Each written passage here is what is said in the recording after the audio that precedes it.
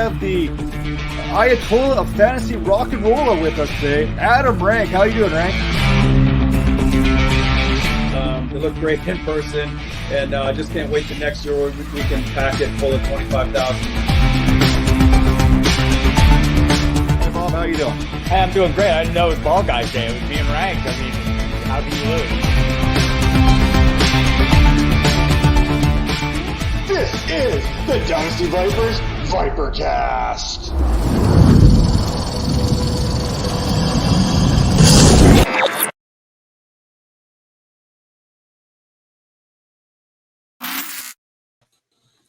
Hello once again, and welcome to the Dynasty Vipers ViperCast. This is episode 158, presented by the Fantasy Points Media Group. Head over to fantasypoints.com today and get yourself 10% off that subscription by using promo code 22Vipers10. Joining me today, Tera Roberts, freshly off her co-hosting debut on XM Radio. If you've got the app, you can go back and check that out there on the Fantasy Alarm Show. Tera absolutely killed it. A little 27 dress references there to one of our very favorite rom-com type personalities there, and Howard Bender. Major, he couldn't be with us today. He's on assignment, probably doing his own little bit of romantic comedy thing he's got going on the side project there. But Tera, how was that experience there, jumping on XM Radio and co-hosting for 2 hours as Fantasy Alarm does their Women of Fantasy Football kind of weekly show that they got going on? It was fun. I was a bit nervous. I didn't want to mess up. That's a pretty big thing. So you kind of want to be perfect and get everything right. But I had fun. I feel like I did a decent job, represented the show well. That is excellent. That's all we could ask for there. A little good representation there, not only for the Vipers here, but for women in fantasy football in general, because I love what they're doing over there. I think it was Britt Flynn there a couple days ago, Lauren Carpenter yesterday. I mean, you got to really love the personalities that they're bringing onto the show there, especially on XM Radio. With that all being said, that's the good that came from fantasy football so far this week. There's a lot of negativity that came from fantasy football as well, and I'm talking about injuries there. Starting at the quarterback position there, Lamar Jackson, PCL strain there on that left knee. We're probably looking at about a week 16 return for him. We also had Jimmy Garoppolo, who avoided surgery on his left ankle there, but he's probably out for the rest of the season. The 49ers may get him back in the offseason or before the playoffs there. But hey, they still got Brock Purdy. We've also got Kenneth Walker there with that jammed ankle, whatever that actually means. I'm not a doctor, but I've jammed my toe on several occasions, and I've been laid out for weeks after that. So I can't even imagine what an ankle would happen to look like. Joe Mixon, he's still in that concussion protocol. He got some limited practices last week. He's still limited so far this week, so we'll see how that kind of goes for him. Now, a couple of big news is for the Las Vegas Raiders. Darren Waller, Hunter Renfrow, they're not going to be back this week because they play on Thursday Night Football, but they are both eyeing a Week 15 return. J.K. Dobbins, he is questionable for Week 14. We haven't seen him for a while. And some of these other injuries here that we had on Sunday, Tua Tagovailoa, ankle injury, he looks like he's going to be good to go. Jalen Waddle, I believe it was his left ankle, left leg. He's probable for this week as well. Treylon Burks, I'm not as optimistic there, as we've seen concussions kind of look like about a 1 to 2 week thing for just about everyone here in recent memory. Cortland Sutton, hamstring strain. We know how those have typically played out this season. Hayden Hurst, right calf injury. DJ Dallas, this is a big one there because we've already lost Kenneth Walker. DJ Dallas there with that ankle injury. He's questionable for week number 14. Maybe this is a Travis Homer week for those looking for a deep sleeper in those fantasy leagues, especially with 6 teams on the bye. We've also got Foster Moreau there. He's on the concussion protocol and doubtful for Thursday Night Football, which is a great matchup for tight ends this week against the Los Angeles Rams. Quez Watkins there. He's out with that AC sprain. He's questionable, but I'm not really counting on him playing. And, of course, we've got some other injuries here to monitor. I'll just kind of quickly rip through this. Aaron Jones has that shin injury. I think he's going to be good to go. Mike Williams, hey, anyone's guess is with Mike Williams. He should play this week, but it is Mike Williams, so take that for what it is. We got Michael Carter, ankle sprain. Romeo Dobbs, high ankle sprain. Damian Harris, he's still week to week with that thigh injury. David Njoku there, knee injury. Brandon Cooks, calf strain. Kadarius Toney, hamstring. And, of course, Rondell Moore, he's dealing with that groin injury. So those are some of the injuries there to keep an eye on here ahead of week number 14. And then we look at the news and notes. Baker Mayfield, he was waived, and he was awarded, if you want to call it that, to the Los Angeles Rams. And the 49ers, they did a preemptive move there, signing an oldie but a goodie, a former face, a new face, however you want to look at it, and Josh Johnson, who had some success there last season, if you remember, with the Baltimore Ravens. Also, Dallas, they don't believe Jerry Jones. He don't believe OBJ is ready to come mid-January, although Odell Beckham Jr. has told Micah Parsons that he can get ready in 5 weeks. So I don't know which way to believe on that. So just kind of touch on that, Tara, real quick. Baker Mayfield and then OBJ. With Baker, it doesn't make him an appealing option. He wasn't an appealing option in Superflex with Carolina. He's still not going to be an appealing option. Not that Carolina was a fantastic situation, but things are a complete mess over there in LA. So he's not walking into anything better, in my opinion. So I'm not super concerned about getting him, starting him, wanting to play him in any way, shape, or form. I am a little bit concerned about how it affects the running back situation, because we do know that Baker has his tendencies, and it was at least looking like we could maybe trust Cam Akers in these fantastic matchups and with John Wolford at quarterback. But if it's going to be Baker Mayfield, I don't know. I don't know if I can. I was having a hard time trusting anyone on the team, but I don't know if I can now. This is just getting to be such a strange, shaky situation. And it sounds like they might realistically want to play Baker. So that's kind of crazy considering they're playing for nothing. And then, Dallas and Odell. I'm just going to cut you off real quick there Yeah. with Baker Mayfield. I'm just going to cut you off real quick. The good news is the Rams don't have a number 1 wide receiver right now for Baker Mayfield to kill for fantasy purposes. So, I mean, that's one plus, right? I mean, that's probably what the Rams are thinking. Hey, you know what? He can't hurt Cooper Kupp. He can't even hurt Allen Robinson because we don't have either one of them. So it's Van Jefferson, Brandon Powell, and Tutu Atwell, which really have no fantasy value. So Baker Mayfield, he's playing with house money. Yeah, well, maybe that's the key. If there's no wide receiver 1, does Baker panic? Maybe this is the best situation for him. No wide receivers. I can hit them all. That's what I'm thinking. Maybe you've convinced me to change my whole mindset. Not really, but we'll see. Odell and Dallas. Yeah, I never really saw how this was a realistic possibility. I went out and got Odell at approximately 0% of leagues, other than the one Dynasty league where I already rostered him and couldn't do anything about it. Yeah, I just didn't see how it was realistic that he would make any kind of fantasy impact, really. So this is not surprising at all. It'll be interesting to see. I mean, we'll still give it some time to see where he does in fact sign, because someone's going to sign him, unless this was some kind of extremely strange, just world tour kind of situation. But yeah, he's not a fantasy asset if he's realistically not going to be ready to play. Yeah, the thing with Odell Beckham Jr. there, I mean, we've heard this multiple times over and over again. There's teams that think they can get something out of him. If you're looking at Odell Beckham Jr., I don't think you're signing him for the 2022 season here. You're looking for next season, and that's where you're looking at maybe a 2, possibly a 3-year deal for him. And then even at that, do you really want to invest 3 years into Odell Beckham Jr. at this point in his career? Now, maybe that makes him a winner. Maybe that makes whoever signs him a loser.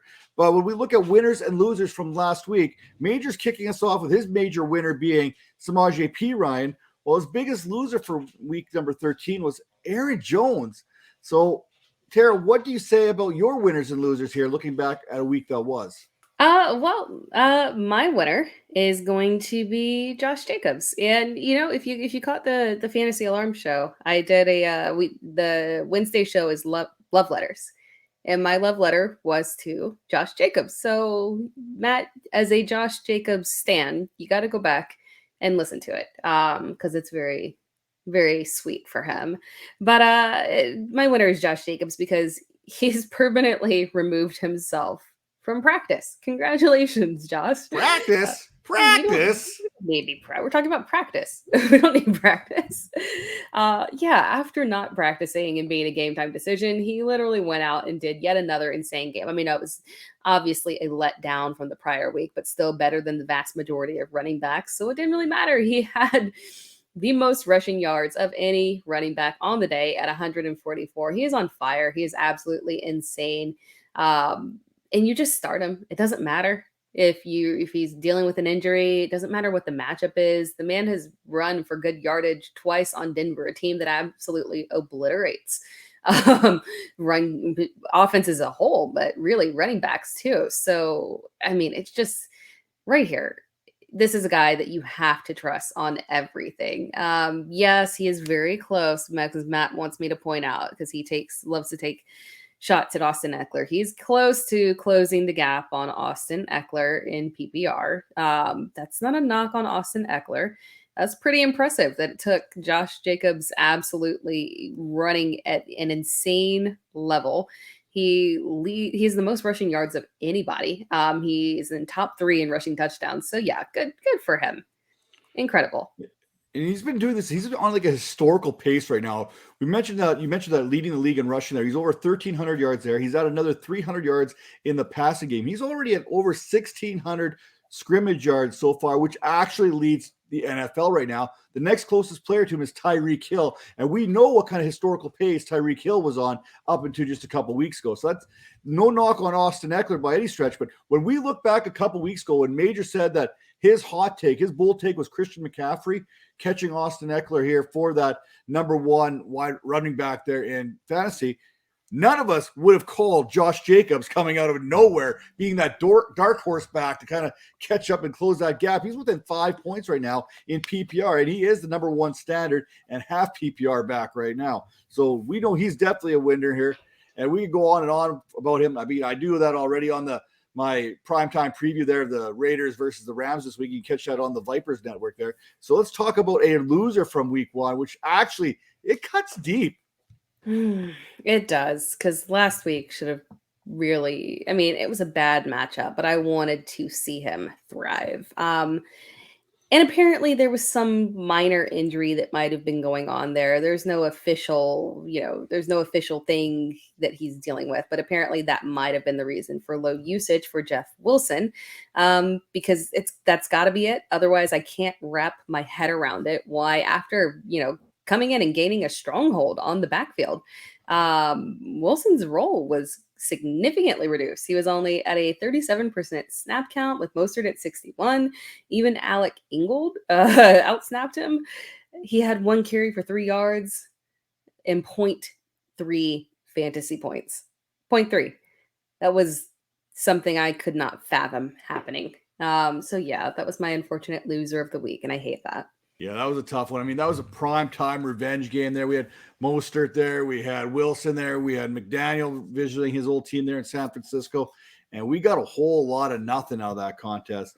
For me, my biggest winner happens to be DeAndre Swift. Now, look, my man, Jamal Williams, is all about that tutty life there. 14 this season, which is the most for a Lions back since Barry Sanders. And his role, I don't see is going to change a whole lot. But finally, Swift was back in action here against, again, I mean, it was Jacksonville, but 14 carries, 62 yards, and a touchdown on the ground, 4 receptions, 49 yards. That all added up to the RB4 for fantasy last week. Now, I do expect the combination of Williams and Swift to basically moving forward. There's not much changing in how they kind of split those carries. I think it's still going to be 50-50 as far as opportunities are concerned. But now you get a matchup this week against the Minnesota Vikings, which I think is going to be the highest scoring game on the docket. I'm excited about this game. This is going to be on my Friday night preview show there over on Fantasy Points, because I'm just excited about all the potential fantasy points and probably the letdown that I'm going to have because of how excited I actually am for this contest, but not nearly as let down as I was once again by the tight end position here in week number 13. You know what? I don't expect much out of Mike Gesicki and Dawson Knox. I really don't. But 0 fantasy points combined last week. 0. The tight end position is bad enough, and these guys are out here laying eggs. You know what? There needs to be something done about this. I mean, we've talked about getting rid of kicker. Maybe we need to start talking about getting rid of tight ends and just having fantasy that involves basically Travis Kelce and wide receivers and running backs and quarterbacks, because that's really all that we're playing with right now. Now, I guess at least they each had 1 target last week, so they weren't completely left off the box score, but 0 freaking points combined. Like, I have one simple request, and that's tight ends with 1 freaking point. Throw me a freaking bone here, people. Come on, Gesicki. Come on, Dawson Knox. Come on, Dr. Evil. Let's get on to Thursday Night Football here quickly before I get too excited. And Major's not here to talk about the props, but I'm going to kind of break down this game real quick here. Ever since Derek Carr took to the podium a few weeks back, the 5-7 Raiders, they are undefeated, winning 3 consecutive contests. It's like that rom-com, right? The guy goes out there, pours out his heart in front of the people, and the people respond. Love is in the air, people. Raider Nation, rejoice. This week, they get ahead to Hollywood to take on an injury-depleted 3-9 Rams squad. All I got to say is barbecue chicken this week, people. And then, obviously, we could break down the rest of this from a DFS standpoint and a prop standpoint. But the Raiders, suddenly they have something going for them. And the Rams, they don't got a whole heck of a lot. I mean, Aaron Donald, he's already been ruled out. We know Matthew Stafford, Cooper Kupp, Allen Robinson's status. It's null and void. I'm still waiting for Jalen Ramsey to pull up leg with a hamstring injury. I thought it was going to happen against DK Metcalf. If it didn't happen against DK Metcalf, it's going to happen against Davante Adams, because I don't think there's a damn player out there right now that can stop what Adams has currently been doing. I mean, the Raiders are literally doing 2 plays. It's run the ball with Josh Jacobs and throw it with Davante Adams, and teams have not been able to stop that in recent weeks. Now, looking at the prop betting here right now, Tara, we look at Josh Jacobs. It is set at 92.5 rushing yards and 116.5 combined. Are you hitting the overs or are you hitting the unders on both of those? I mean, it seems ridiculous that we've gotten to the point where his prop is that high, but you have to hit the over. You have to trust it. Yeah. Who's in the middle? There's no Aaron Donald. I mean, if Aaron Donald was in this contest, I think we're looking at this a little bit differently.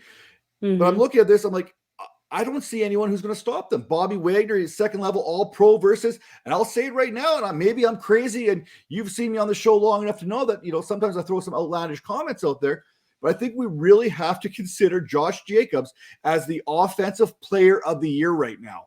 I mean, he's got to be considered one of the front runners for this award. Yeah. Maybe not the MVP because he's not a quarterback, but I mean, body of work speaks for itself here so far. Now, Davante Adams, 7 receptions, 93.5 receiving yards. We hitting the over on both of those again? Like, who else are they going to throw to? We are hitting the over. Now, the one that is always interesting to me is when it comes to Derek Carr, because the last 3 weeks, he is the QB6 for fantasy purposes. But yet we're looking at it, and he's still, I think, 7th in passing yards this season and 8th in passing touchdowns, or vice versa. He's still top 8 in both those categories. And yet we don't want to give him the proper respect. I mean, he did struggle early on. We will call it the way it is, but he's still top 8 in both passing and passing touchdowns this season. And yet his passing yards total here is set at 250.5. Meanwhile, his touchdown passes at 1.5. Do you feel the over or the under on either one of those? I'm not sure that I'm entirely comfortable with the over. And the reason for that is that this game can get out of hand without him having to throw for high yardage. So it's very possible that they get in control right off the bat and they don't need to chuck the ball. And if that happens, that's a very real possibility that he can't hit that over. I don't think it's a bad bet to hit the over on it, but I kind of want to avoid that one just because the game script could go sideways. I would prefer. I think we're going to see the over when it comes to Davante Adams. We're going to see him get peppered. I would be shocked to see Davante Adams with 160 yards. But when we look at that 160 yards, Mac Hollins, he might contribute 60 yards. So now we're sitting at about 220. I don't know if there's any more passing yards that the Raiders are going to need after that point. So that 250 it's tempting. You want to go there because this matchup is the Rams are so beat up everywhere, but it feels like a trap, almost as enticing as these Rams receivers right now. Van Jefferson, 38.5. Ben Skoranek, 28.5. Tyler Higbee, 32.5. Brandon Powell, 18.5. Tutu Atwell, 25.5.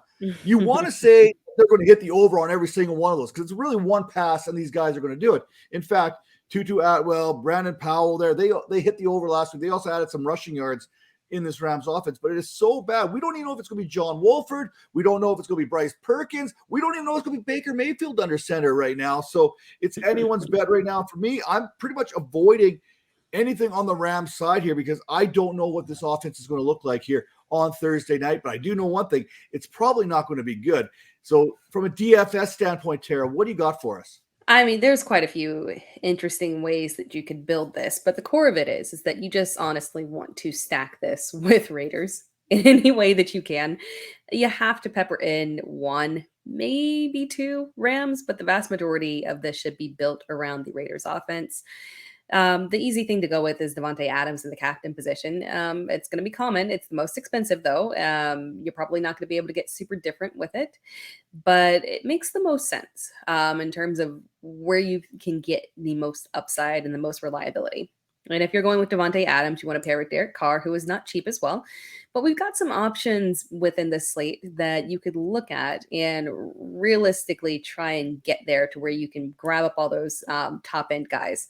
Josh Jacobs as well is very expensive, so you might have to pick and choose there. But, talking about some of the lower value plays, obviously, if you're looking at LA, Matt Gay is not a bad bet in terms of looking to see if maybe they can get close, not get into the red zone, but get close enough to get some field goals and not make this a competitive game, but put some points on the board. If there's going to be points on the board, that might be the direction that you want to head.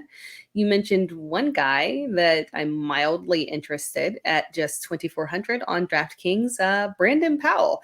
Now, granted, if this is provided that it is John Wolford at quarterback. If not, then I might kind of tilt the other way. But it looked like they kind of had a bit of a connection there. I like what we saw out of him. It was something that we hadn't really seen before this year.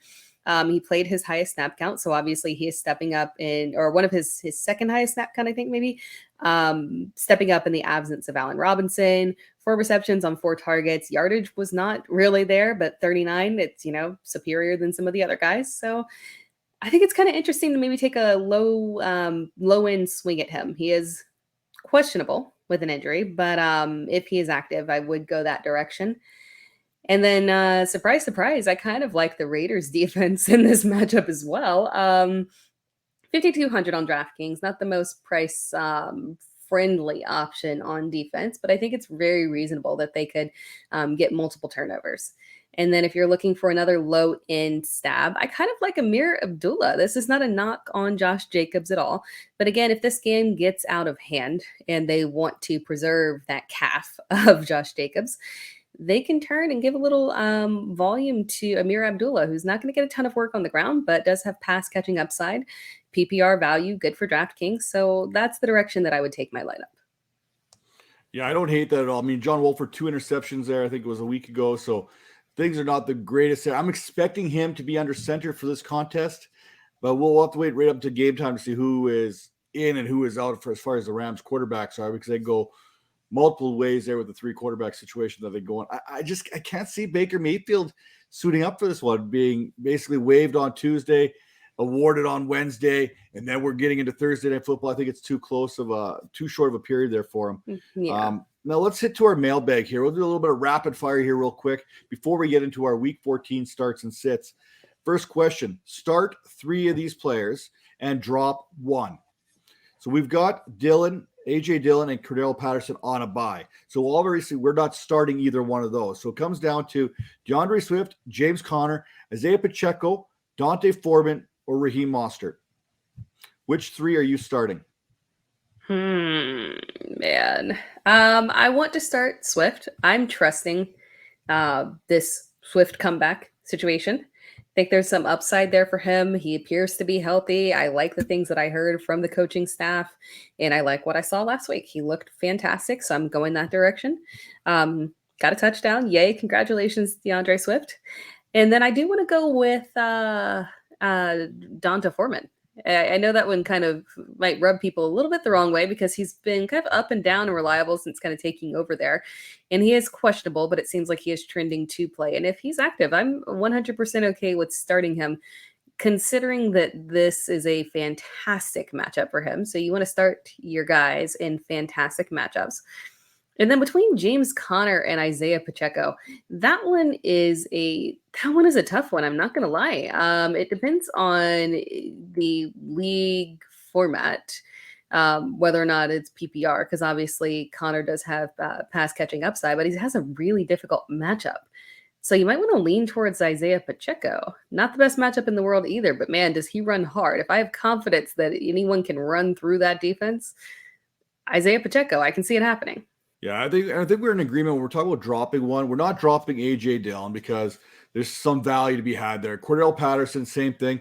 I think if we're looking at dropping one of these running backs, it's probably going to be Raheem Mostert, just because Jeffrey Wilson kind of factors, and we don't know what this Miami backfield is going to look like, and we're definitely not dropping any of the 4 guys that we're considering starting this week. So, I mean, if we had to drop one, it'd probably be Mostert, in my opinion. Now, fun fact when it comes to James Conner, his 120 yards rushing last week against the Los Angeles Chargers, basically the defense that heals all wounds as far as running backs are concerned, that was his first 100-yard rushing game since October of 2020. Yeah, I found that very hard to believe. James Conner, 18 touchdowns a season ago. I fact checked this already today. I sent the tweet out already. 18 touchdowns there last season. Not one 100-yard rushing game on the whole schedule there. Now, would you rather? We talked about Pacheco a little bit. Travis Etienne, Rachaad White, or Pacheco for RB2 this week?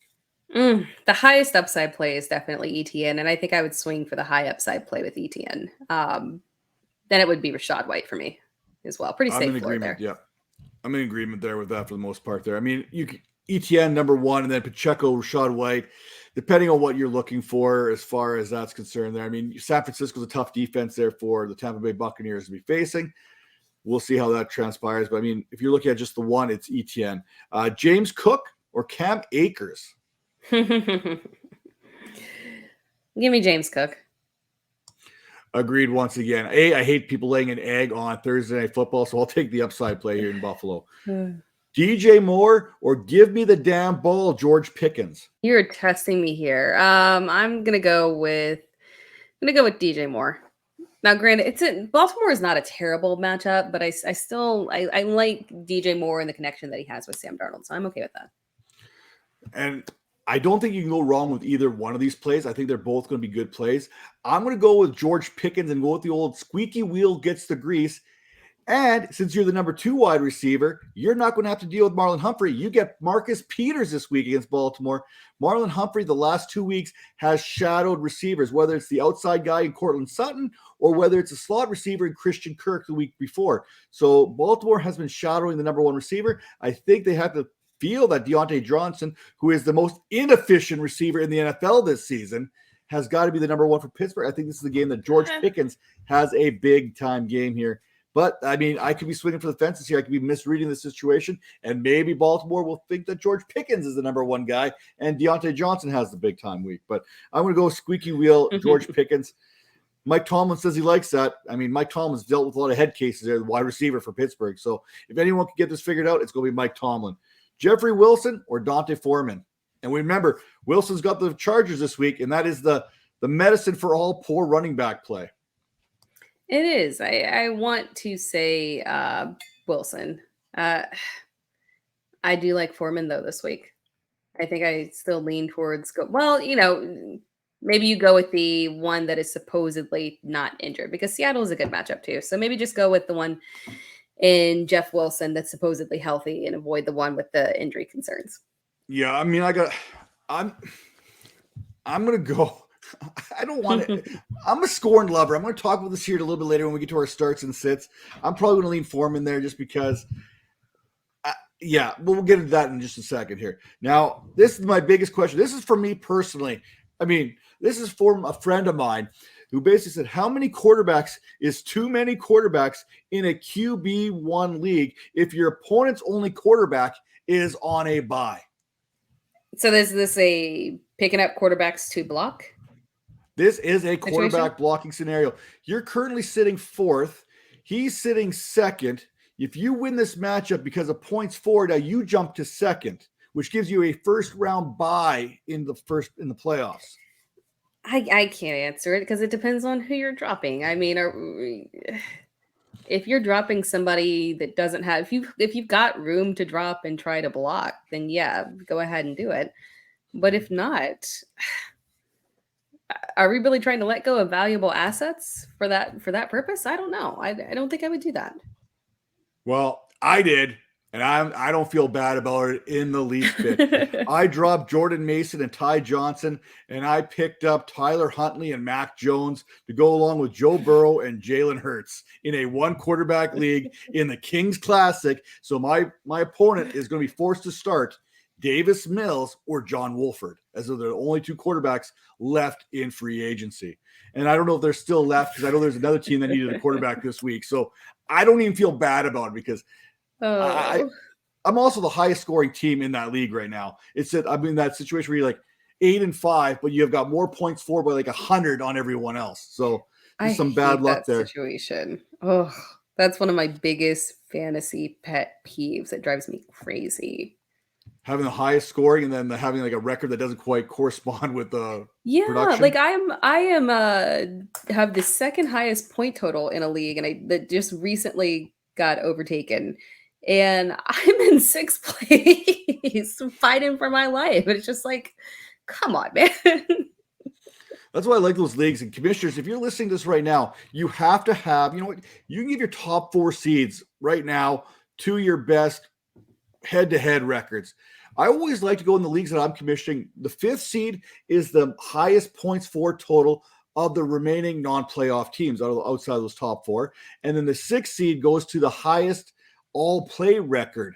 So you're getting the top 6 teams in your playoffs one way or the other. So that's just kind of how I like to run leagues. I like to see that a little bit more, rewarding teams that are better than not just relying 100% on luck. Because a lot of this game already is on luck. This kind of takes and rewards good managers who drafted well, worked the waivers, but just had some bad luck at the wrong time, playing maybe the highest scoring team, even though they had the second most points that week. Now, we love ourselves some points, and the best way to get them is knowing who to start and sit every single week. And we're going to talk about our starts and sits here for week number 14, starting with Tara and the quarterback position. Over to you. I am starting Jared Goff versus Minnesota. Jared Goff. I feel like I kind of accidentally did a Minnesota accent there. Jared Goff has had some rough patches this season, but he's on a mini hot streak right here with 2 touchdowns in each of the last 2 games and had 31 completions for 340 yards last week. And this week he faces Minnesota, who has given up the 7th most fantasy points to opposing quarterbacks and just gave up nearly 400 yards to Mike White. This is an excellent matchup. It's an excellent game. I love this. I love Kirk Cousins as well. But I guess you'll talk about that, Matt. But Jared Goff is someone who I'm in on this week as my top streaming option. My sit of the week, you cannot really afford to sit quarterbacks this week because, as Matt mentioned, it's pretty easy to just go to waivers and block literally all the quarterbacks that are left, because that's how awful quarterback is right now. It's just a wasteland. But if you have to, it's Tom Brady versus San Francisco. It's just a bad matchup. And, despite the fact that Tom Brady is on the upswing, which is a good sign, his volume has still been pretty limited, and San Francisco is incredibly tough. It's just that simple. So it's not that I dislike Tom Brady, but if you have to sit someone, Tom Brady. Yeah, I love the Jared Goff, because I was going to go that way, but you obviously got to the show sheet before I did. I mean, I think the Vikings have given up like 4 straight 300-yard games, and the last 2 were Mike White and Mac Jones. So that should be feeling pretty good there about Jared Goff. I feel that this is going to be the highest scoring game. So I see your Jared Goff, and I raise you a Kirk Cousins. You like that, Tara? You like that? Listen, over the last 4 weeks, Detroit is allowing 27.6 fantasy points per game to opposing quarterbacks. This game, like I said, is setting up to be the highest scoring contest on the schedule this week, and I want to get as many players from this contest as I can into my lineup. Now, someone who's not going to make my lineup this week is Deshaun Watson. I know we shouldn't overreact to just one game, but clearly Watson has a little bit more rust on him that needs to be worked off before you can even trust starting him in your lineups. Hopefully you didn't jump in on there and see the nice, shiny fantasy toy coming out there right now and stick him into your lineups, because you would have been absolutely disappointed. All the points that the Browns had last week came off of turnovers, came out of special teams, and for whatever reasons, they decided not to even run Nick Chubb against the Houston Texans, who are giving up like 200 yards per game. The Bengals this season, they have allowed the 6th fewest fantasy points to quarterbacks this season. All that says, avoid. Now, a running back, Tara, that you're not avoiding this week, who's that going to be? It's going to be a guy that we've talked about a ton, Donta Foreman versus Seattle. He's been battling some injuries during the bye week, but he's expected to play. And if he does, he's got a fantastic matchup against a Seattle defense that allows the fourth most fantasy points to opposing running backs. And he is coming off a 24 carry, 100+ yard performance against Denver, and that's pretty good. So I like him to continue the little hot streak there, maybe get some touchdowns in the superior matchup, and starting Donta Foreman this week. The guy who I'm sitting, unfortunately, is Dameon Pierce, which I feel bad about, but you're playing Dallas. This is, it's a no-brainer here. And on top of that, you literally had the second best matchup for running backs in fantasy football last week. And technically the best matchup that he could possibly have, since the best matchup is his team and he can't play himself. So yeah, you were in the best possible scenario. And the result was 12.5 fantasy points. It's like, okay, but really that's the best that we can get in the most ideal situation. That's not saying a lot. So yeah, I don't want to trust you, unfortunately. So I'm sitting you against Dallas, Dameon Pierce. If you're playing the Houston Texans, the Cleveland Browns, or the Los Angeles Chargers, you're starting that running back. And for me, this week, I'm starting Raheem Mostert against that Charger team. I was going to use Jeffrey Wilson, but look, I'm petty, and I feel like a scorned lover. So Mostert did outsnap Wilson last week. And if your running game is struggling, there's no better way to get back on track than a date with this Chargers defense. In the last 4 weeks, the Chargers have allowed 546 rushing yards to the running back position and over 21 fantasy points per contest. The offensive player of the year, Josh Jacobs, he did them dirty with 144 yards and a touchdown on 26 carries. Listen, if you're going to start Jeffrey Wilson, go right ahead. I have trust issues. I really do. And he burnt me last week, so he's getting back to the back of the line. I'm going to go with Mostert. It's really that simple. There's no scientific, no analytics involved. It's just poor pettiness on my part to put Jeffrey Wilson on the back burner for this week. Now, my sit, it's going to be Najee Harris versus Baltimore.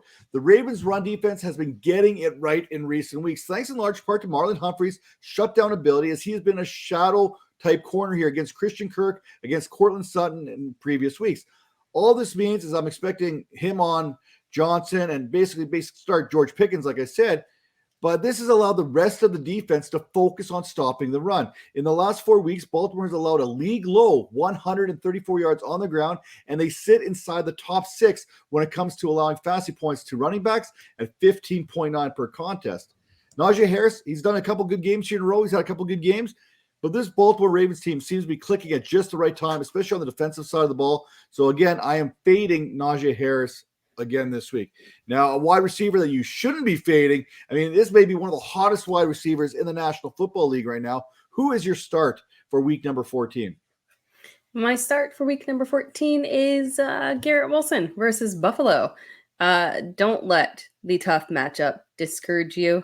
You need to start Garrett Wilson. He has had 26 and 24 fantasy points in the games since Mike White took over. In week 12, it was via Mike White's efficiency. And in week 13, it was via pure volume from Mike White. Either way, Wilson is producing, and I do not expect him to stop. He is a must start still, in my opinion. And the guy that I'm sitting is Juju versus Denver. Now, it's going to, we talked about this Denver defense. They are a hot mess as a team, but the defense is for real. Denver is absolutely the worst matchup for wide receivers. This, combined with the fact that Juju is in a terrible slump right now with a max of 6 fantasy points in PPR over the past 3 games, I can't do it. It's too risky. If you have the ability to pivot, I would pivot. Remember when I said that Baker Mayfield was just claimed off of waivers? He was basically unemployed a couple days ago. He has 2 fewer touchdowns this season passing than Russell Wilson has. And Baker Mayfield, he hasn't been playing. So let's put that in perspective. Now, I'm never going to argue a Juju Smith-Schuster sit. I basically, what I feel about that. But this Buffalo Bills defense, it's not what it was last season or the season before. They've struggled this year against pretty much everyone, especially in recent weeks.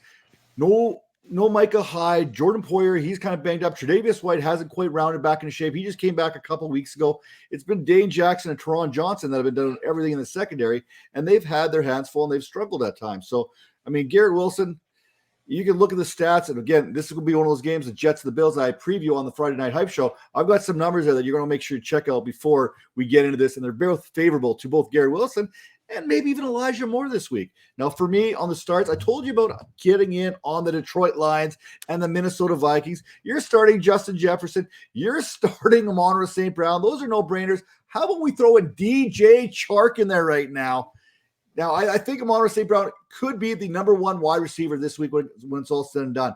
But if you can't tell yet, this is a game where points are going to be scored, and it's going to be at a premium here.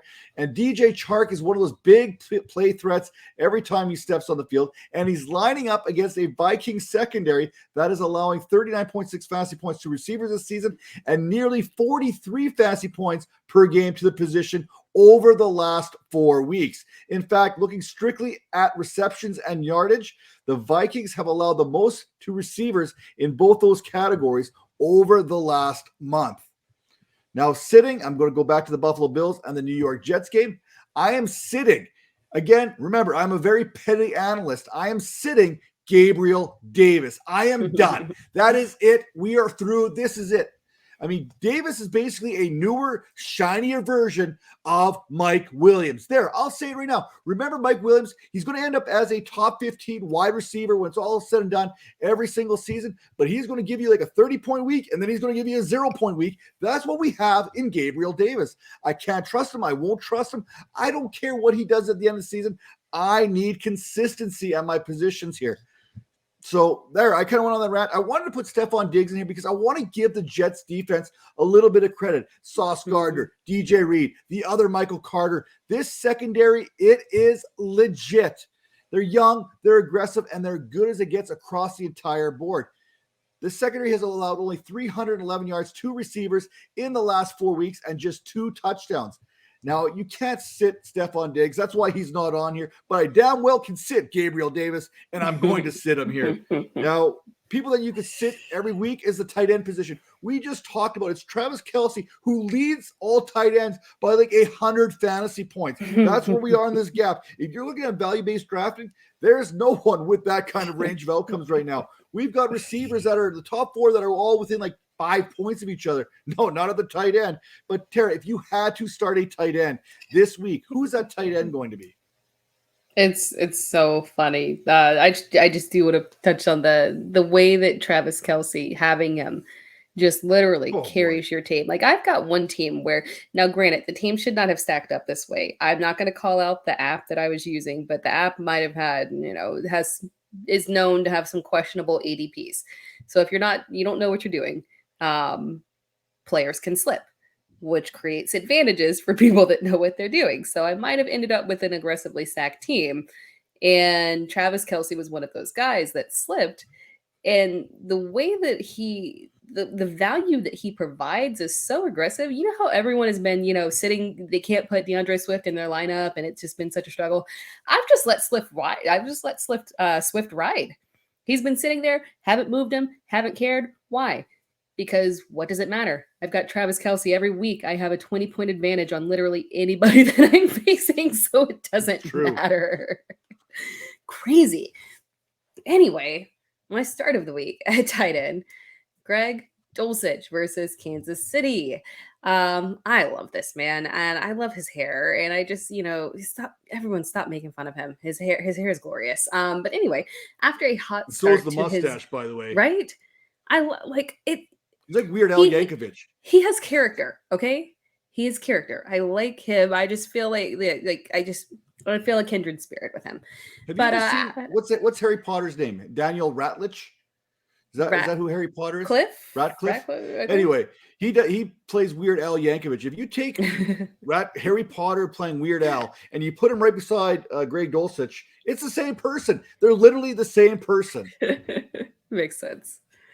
That's so funny. Oh, yeah. I've seen the comparison, and I do have to agree that it is pretty accurate.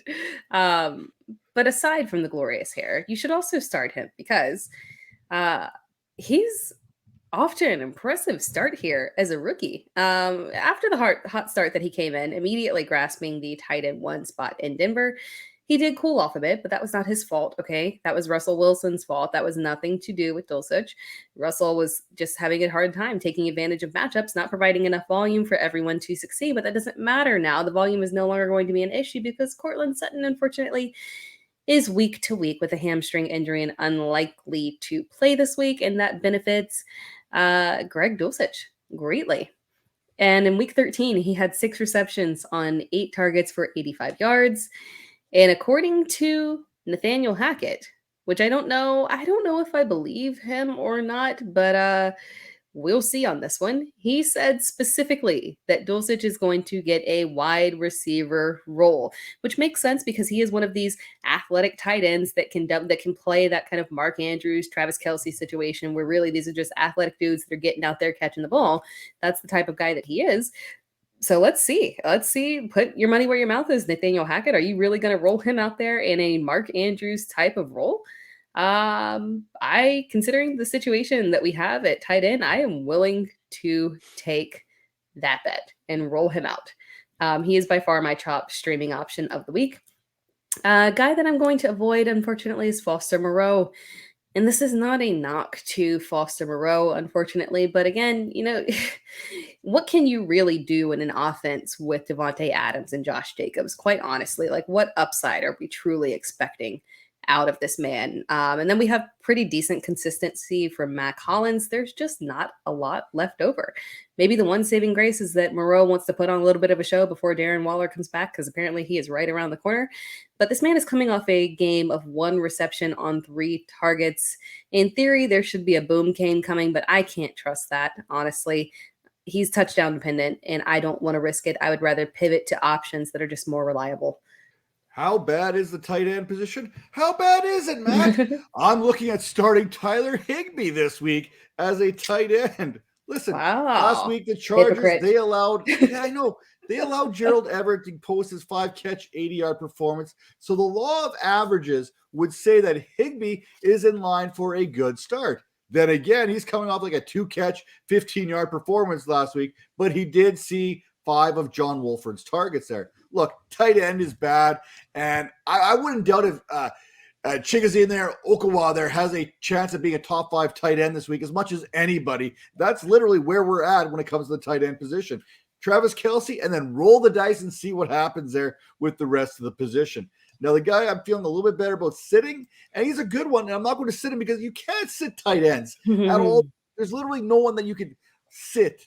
But if I have to throw a name out there, it's going to be Dalton Schultz, not because he's bad, but because the Houston Texans run defense is absolutely atrocious. Look, you're starting Schultz. You're going to start him no matter what. But this is all about Ezekiel Elliott padding his stats this week. Elliott is 346 yards away from another 1,000-yard scrimmage season, which would be his 7th consecutive 1,000 scrimmage yard season. And he does have a couple games that he needs to make up for. So if you're in the holiday spirit, if you're looking in the giving type of mood there, the Houston Texans run defense, they are a very giving group of people right now, and they give up the yards. And this is one of those games I think Tony Pollard, he's going to get his. Ezekiel Elliott, he's going to get his. They're going to be in there for the main course. And guess what? There's going to be enough left over for Malik Davis to eat this week too, because that is how this whole entire Houston Texans team is going to be. I would be shocked if Dak Prescott throws the ball more than 26 times this week. I would be really surprised. Expect a heavy dose of these running backs from Dallas to get involved in this contest. And just a little shout out there. Tera on her starts and sits last week. Woo! 6 of 8. Now, I'm just saying that because she literally wrote this in the show sheet. So I figure she's going to go with the Shooter McGavin double pistol salute to let you all know that she nailed it. Besides, we don't have Major here this week patting himself on the back, so we got to let Tera do it on his behalf. Someone's going to do it. Oh, absolutely. Someone's got to do it. I do it enough myself anyway, so... With that all being said, hey, listen, if you want to catch Tera, go check her out on Twitter at It's Tera Time. You can catch her just about everywhere. Like I said, go back and watch the Fantasy Alarm Show this week on XM Radio, where she made her co-hosting debut alongside with Howard Bender. You can catch her on Fantasy Pros. You can catch her on other articles there that she's dropping with Fantasy Alarm as well as right here on the ViperCast whenever this video comes out here. We'll call it Thursday morning, give or take.